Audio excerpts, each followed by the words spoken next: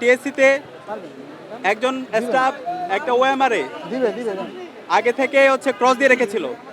এখন আমাদের অবস্থান পরিষ্কার, যে স্টাফ এই কাজটা করেছে তাকে অ্যারেস্ট করতে হবে, তাকে রিমান্ডে দিতে হবে এবং এই ঘটনা সে কার নির্দেশে করেছে সেটা বের করতে হবে।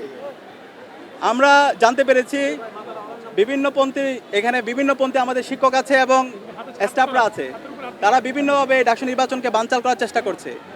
আমি সবাইকে আহ্বান করব, এই ডাকসু নির্বাচন এটা জুলাইয়ের অন্যতম আকাঙ্ক্ষা, এটা শহীদদের আকাঙ্ক্ষা, এটা ঢাকা বিশ্ববিদ্যালয়ের 40,000 শিক্ষার্থীর দাবি।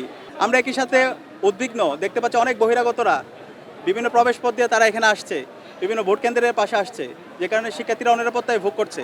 আমরা বিশ্ববিদ্যালয় প্রশাসনকে জানিয়েছি যারা এখানে বহিরাগত আছে তাদের বিরুদ্ধে যেন ব্যবস্থা নেওয়া হয়। শিক্ষার্থীদের আস্থাকে আমরা গ্রহণ করব, কিন্তু এখানে যদি নির্বাচন কেউ বানচাল করতে চায়, নির্বাচনকে যদি কেউ ইঞ্জিনিয়ার করতে চায়, জুলাইয়ে যেভাবে শিক্ষার্থীরা খুনি হাসিনা এবং ছাত্রলীগকে রুখে দিয়েছিল, ঠিক একইভাবে তারা প্রতিরোধ তাদের জারি রাখবে।